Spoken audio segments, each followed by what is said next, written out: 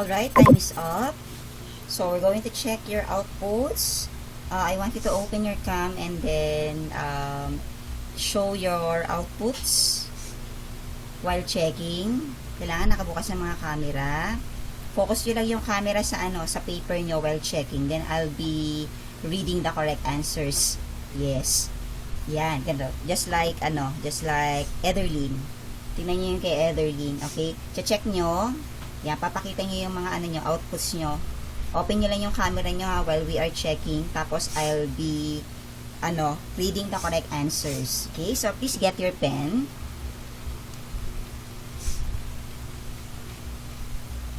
Alright, so let's have letter A. Number 1. I'll be reading it by column. So, for letter A, in Y column, 192. It should be 192. Check your work. Okay. For the X column, we have 10, 5.3. Again, 10, 5.3. Okay. For the Z column, 2. Z column, 2. Next, for the K column, we have 2, 2, 3, 3 over 4. Again, 2, 2, 3, 3 over 4. Okay, for the equation column, y is equivalent to 2xz. Y is equivalent... Yes? Ma'am? Yes, Ederlyn? Ederlyn. Yes? May ginawa po si ate ko na Ano daw? katabi po to ni Ederlyn, wala po muna si ate. Bakit? Ano nangyari? May inutos po kasi. Ah, okay. Sige, okay ka lang ba? Okay ka lang? Ha? Ah, sige, sige. Tulong po sa mga Ah, okay. What we're doing is checking actually. Nag-check kami ng output. Okay? Sige, thank you. So, let us continue. Andromeda. For the equation column, y is equivalent to 2xz. Open nyo lang yung camera nyo, ha. Y is equivalent to 4xz. Gusto ko makita, nag-check kayo. Ayan. So, for the column A, it will be, 1, 2, 3, 4, 5, 6, 7, 8, 9, 10 points. Okay, 10 points for letter A. Tama ba ako ng pagbilang? Ay, wait. Mali pala ako ng binasa. Wala nagre-react sa inyo. May nakakuha ng tamang sagot? No, wala po. Kaya pala, sorry. Mamaya po. Oh, sorry. Mali. Mali ako ng binasa. So, let's have, again, for the Y column.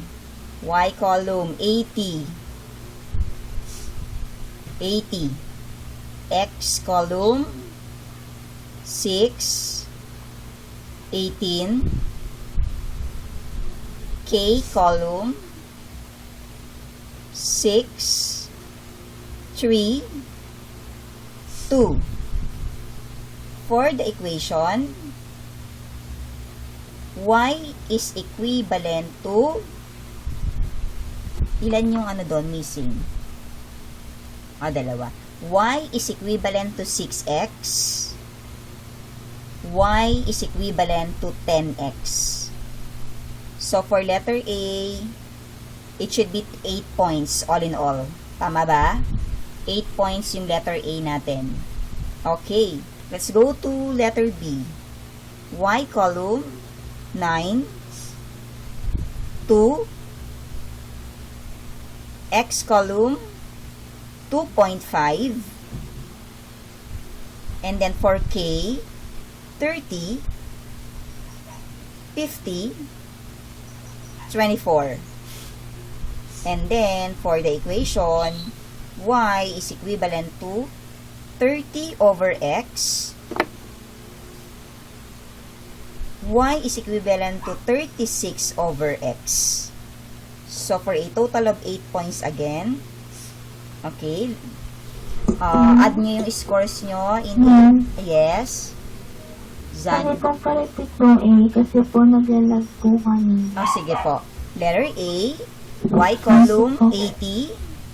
Again, y column is 80. X column, 6, 18. K column, 6, 3, 2. And then for the equation, y is equivalent to 6x, and then y is equivalent to 10x. So for letter A, that is 8 over 8. Letter B is 8 over 8, for a total of 16 over 20, plus 4 kung naka-open ang camera while we are checking. So, sino yung naka-open ang camera kanina while checking? Si Ederlyn wala no? Sino yung naka-open ang camera kanina habang nag-check? Plus 4, yung mga naka-open ang cam, for a total of 20 points. Okay?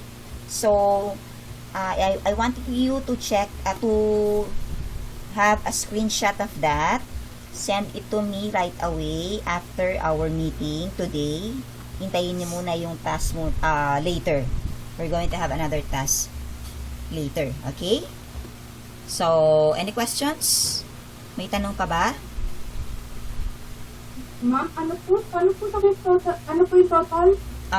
16 over 20 plus 4 kung nag-open ang camera while checking. Kanina. Okay? So, let's continue. If you don't have any more questions about the direct and the inverse variation, let's now move to the third part or the third kind of variation, which is called the joint variation. Okay? So, here, since that naintindihan nyo na yung direct variation, it will be easy for you to understand the example on a joint variation. So, what I did is to have only one example. Okay? So, makinig mabuti. So, in terms of definition, when we say joint variation, if the ratio of one quantity to the product of the other two quantities is constant, that they vary jointly. Okay, they vary jointly. That is, if y varies jointly as x and y, then k is equivalent to y over the product between x and z, and then y equals kxz. So, how do we read this? Okay, the proper way of reading this in variation is y varies jointly as x and z. So, it will be easy for you to determine actually if it is a joint variation kasi there is a word jointly. Kapag naman directly or direct variation, I mean, there's a word directly. If there is an inverse variation, then there's a word inversely. Kapag joint naman, there's a word jointly. So, may mga clues. Okay, so ano yung pagkakaiba? What's the difference between the direct and the joint variation? What do you notice on the symbol? This one. Nadagdagan po ng letter. Very good. Okay, nadagdagan ng letter. In the direct variation, we only have two quantities involved. Okay, dalawa lang ang two quantities are being compared. So that's why we only have two variables aside from the constant of the variation, the x and the y. Here, in the joint variation, three or more quantities or sets will be indicated. Okay? So, tatlo yung magiging comparison natin, yung i-compare natin. Alright? So, to continue, let us have example. So, I only prepared one example, ha? So, you listen carefully. If M varies jointly as P and Q and M equals 50, when P is equivalent to 5 and Q equals 2, find M when P is 10 and Q is 6. Again, let me read it again. If M varies jointly as P and Q and M is 50, when P is 5 and Q is 2, find M when P is 10 and Q is 6. So, from the statement, what are we going to solve? What is asked on the problem? Ano ang tinatanong dito sa statement? The value of? The value of what? Yan pa ba kayo? Ano ang tinatanong doon sa statement? The value of? M. Okay, ayun na, nakalagay yun. We're going to look for the value of M. But, syempre, before you solve for M, you should know the value of the constant of the variation muna. Kailangan alam mo yung value ng K.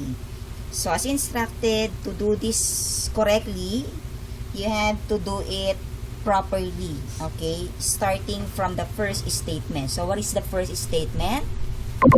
Dito muna tayo. M varies jointly as P and Q can be written in this form. M equals K PQ. Yan ang tama pagsulat dyan. So, you always have to begin from the first statement. Ayan. Now, after writing the first statement into a symbol or into an equation form, the next step is to substitute. Okay? We're going to substitute the next part of the statement, which is M equals 50, P equals 5, and Q equals 2. Okay? So, let's go to the solution. Change M by 50. Copy K. Change P by 5. Change Q by 2. And then after that, we just need to multiply 5 by 2. 5 times 2 is 10. 10 times K is 10K. Kaya naging 10K ito. Copy 50. So, 50 equals 10K. Now, to remove or to eliminate the constant value of 10, all we need to do is to divide both sides by 10. So, 10 divided by 10 is 1. So, that is why it becomes K. Na-cancel na yung 10. 50 divided by 10 is 5. So, you have now the constant of the variation, which is equivalent to 5. As simple as that. Okay? So, after solving for the constant of the variation, we could now find for the value of M. Doon na tayo sa last part ng statement. Okay? Find M when P is 10 and Q is 6. So, to do that, all you need to do is to go back to the original equation. Copy nyo lang yon. M equals K PQ, and then change the obtained value of K, which is 5, change P by 10,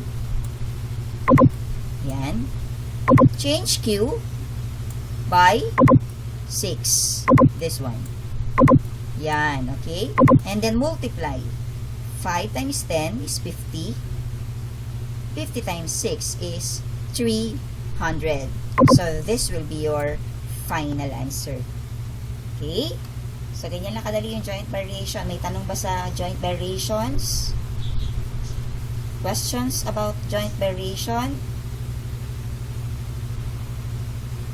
You're too silent. Andromeda, masyado kayong tahimik. Nakakasunod ba? Okay, very good. So, if no questions on the joint variation, we will now move to the last part of our lesson, or the last kind of a variation which is called the combined variation. Okay? So, from the name itself, combined. So, there is a combination between the two kinds of variation. So, ano yung anong kind of variation is combined? Okay? It's a combination between a direct and an inverse variation. Pag sinabi natin combined variation. Right? So, moving on. This is a variation where one quantity varies directly to other quantity and inversely to the other quantity. Okay? So, the equation V equals K W over Z. So, ito yung sinasabi ko sa inyo kanina that variables are arbitrary constants. There are instances that the variables used are not X and Y. Pwedeng palitan except for the value of K. So, on this example, the variables used are V, W, and then the Z. Ayan. So, this symbol means, or this symbol is read as V varies directly as W, kasi nakatabi siya.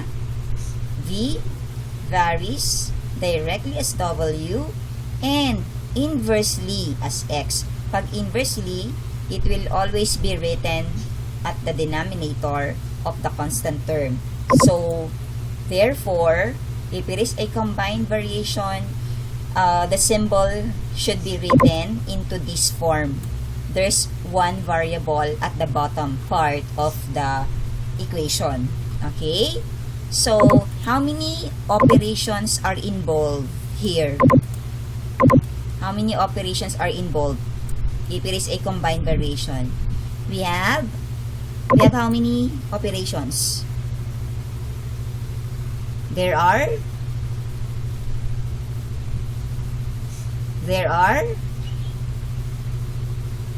2. Okay, there are 2 operations involved. Okay? So, these are multiplication and division. Diba? Obvious do sa sa variable. We're going to multiply K by K by W, and then divide the product by the other value, which is the Z. So, multiplication, tapos yung product ay i-divide natin by another value. So, let's have this example. Okay? V varies inversely to X and directly to W. If V is 12, when X is 4, and W is 8, find W when B is 24 and X is 2. So, what do you notice on the statement? Pag binasa natin yung statement, medyo siya, diba? Parang complicated kasi ang daming values. But, if you're going to do this in order, okay, step by step, then you will arrive with the correct answer. Okay? So, just like what we did on the joint variation, we always need to start from the first statement. So, from that part until this part. Okay? So, how do we write? V varies inversely to X and directly to W. Ganito lang yan. Okay? Just copy V equals K. So, saan natin ilalagay si W? Directly to W daw eh. So, yun yung katabi ni K. So, it becomes KW. So, there's a word of inversely to X. So, we're going to put X at the bottom. Kaya, it becomes V equals KW over X. Okay? So, after that, after writing it into equation form, we could now go to the next statement, which is from this part until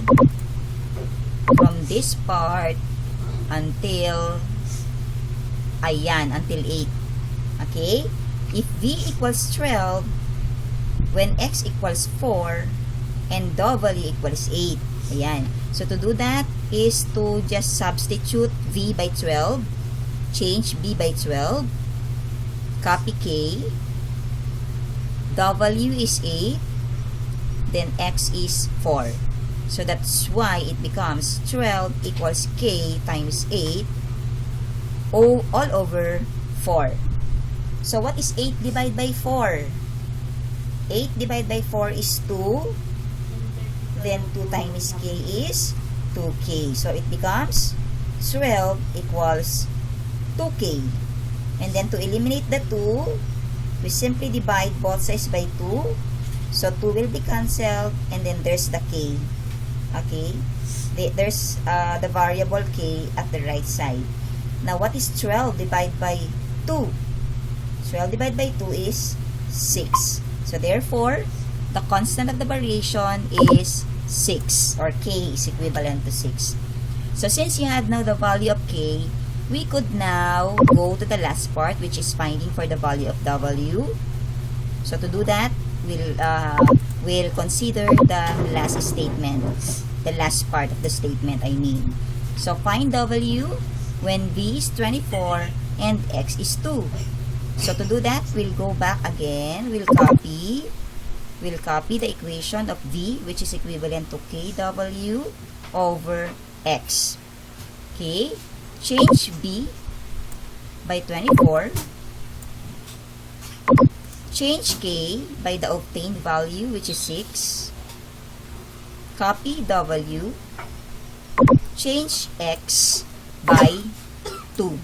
That's why it becomes 6W over 2. Okay? So to continue, just divide 6 by 2, which is 3. So it becomes 3W. Now, to eliminate the value of 3, we simply divide both sides by 3. So, the value of 3 is eliminated. Kaya naging W na lang. And then, 24 divided by 3 is 8. So, therefore, the value of W is 8. So, as simple as that. Naintindihan ba? Naintindihan ba class yung combined? Madali lang, di ba? So, all you need to do is to just begin. Kailangan when solving, you always need to be organized. Kailangan mag-start kayo on the first statement.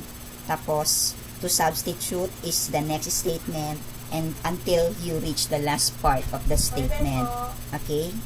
So, tingnan ko nga kung naintindihan. Okay, we'll continue on the next task. Learning task. So, same procedure. Yes, may tanong ba? Yes? Hindi ko po kasi nahabol kanina yung sa joint, yung sa second part. Pwede ko po balikan lang natin sandali. Yes, nak. Mababalikan mo yon as instructed on our group chat. The video today on our own class will be posted later in the afternoon for the modular class. So, pwede nyo tong balikan, yung ating klase. Pwede nyo tong balikan on our FB page. This will be posted. Thank you. Thank you then. Okay. So, for the learning task today, again, copy and answer on your math notebook. Indicate nyo ha, learning task, then put the date. You're given again 20 minutes for this. For letter A, it's about joint variation. For letter B, it's about combined variation. Okay? So, you are given 20 minutes to do this. It's 10:05 on my watch. We're going to check at 10:25. Okay? So, time begins now.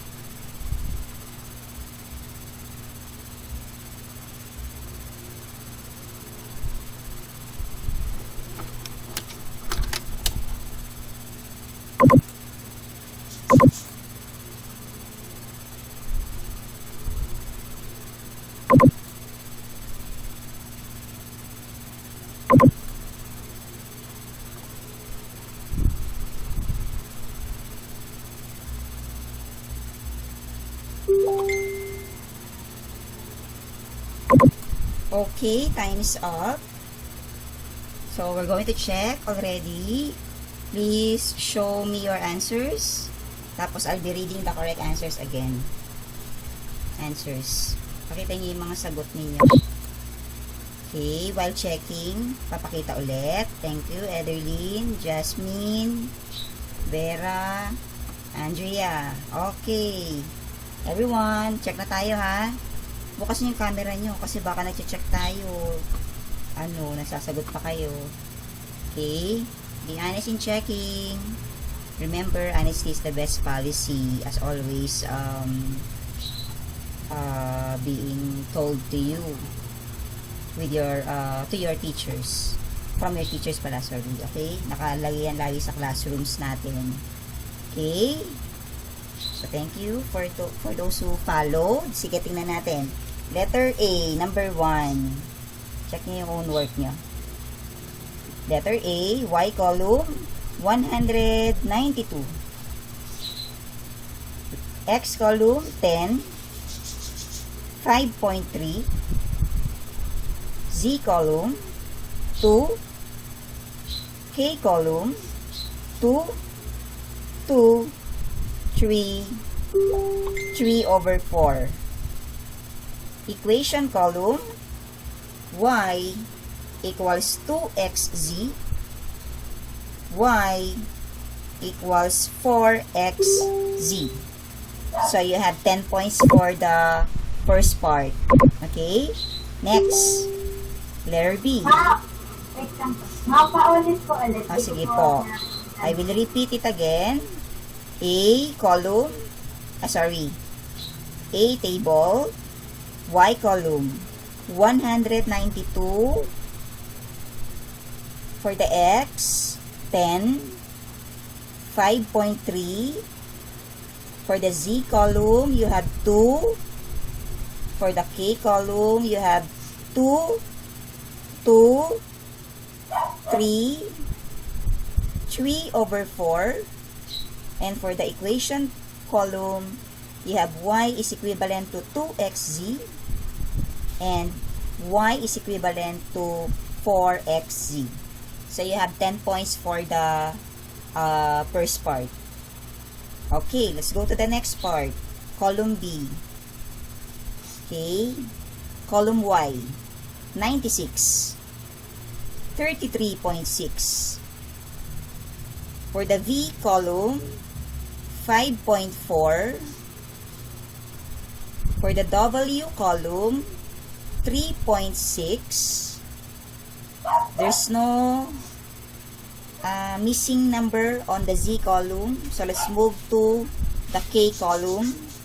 Okay, we have 0.71. 3 over 2. And then 8.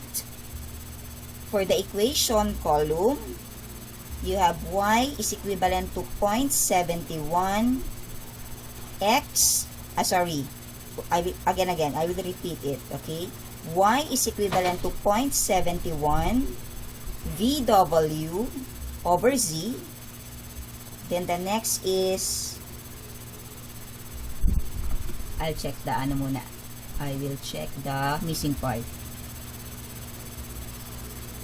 Okay. Next is y is equivalent to 10 VW over Z. And then, y is equivalent to 6 VW over Z. So, for letter B, that is 10 points also.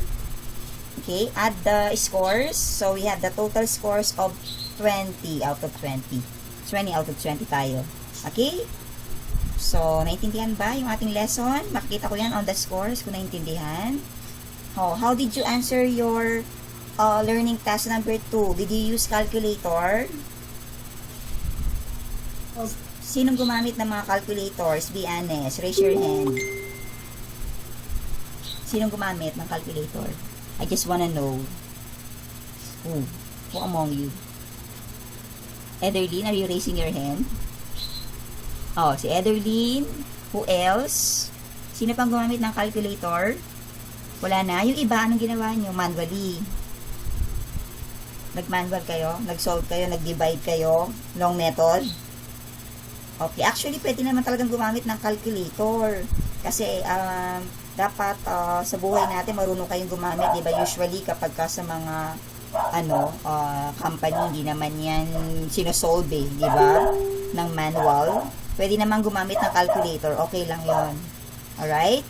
So, thank you very much for being honest, Ederlyn. Ability ang tawag doon. Kasi pwede naman mag-calculator. Alright? So, I hope that you, may tanong ba? I hope you learned our lesson today. May tanong ba kayo, class? Wala naman? Are you sure? Do you find our lesson easy? No. Kasi Medyo mahirap po. Mahirap? Bakit? Kasi Yung learning task 2 po. Kasi Ayun. arami niya na pong variable na hinahanap. Okay. Arami na pong value. So, para madalian kayo, katulad ng sinabi ko sa inyo kanina, you have to be organized. Kailangan step by step. You have to start from the first statement. Tapos, yung first statement will be transformed into equation. The next statement will be substituted to the equation to look for the value of k. Again, the value of k referred to the constant of the variation. So, pag nakuha nyo na yung constant of the variation, then that's the time you can proceed to the last part of the statement. Okay? To be able to look for the unknown value. Kailangan, iisa-isahin nyo yung statements. Okay? On the sentence. Kasi when you read it lang, pag binasa nyo siya ng tuloy-tuloy, parang it seems that the statement is complicated. Pero, if you're going to do it in order, organize, then makukuha niyo yung tamang sagot. Okay? So, kindly visit your Google Classroom for your engagement activity. The engagement activity, at eto na to, after giving you the instructions, mag-end na tayo ng Google Meet natin, and then you will proceed to your Google Classroom to answer this. The due date of the the engagement activity is until tomorrow.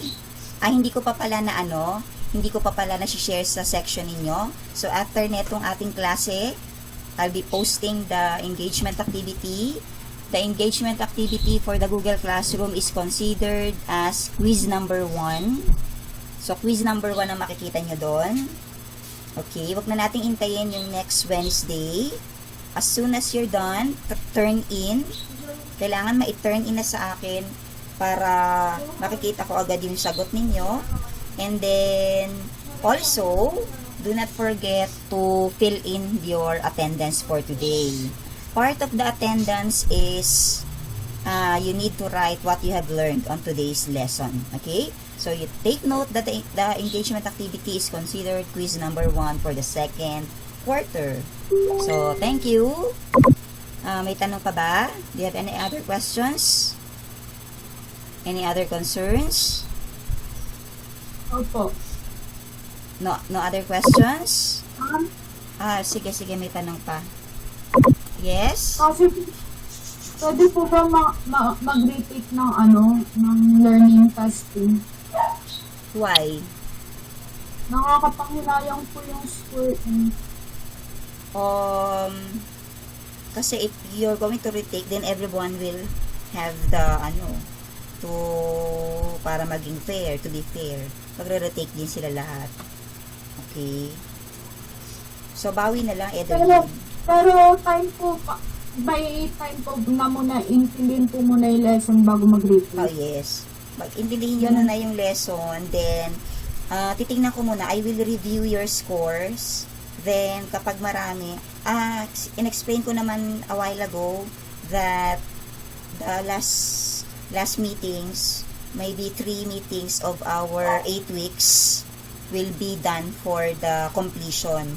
So, siguro doon after natin matapos yung mga lessons natin within 5 weeks ata, kaya nating tapusin kung kaya.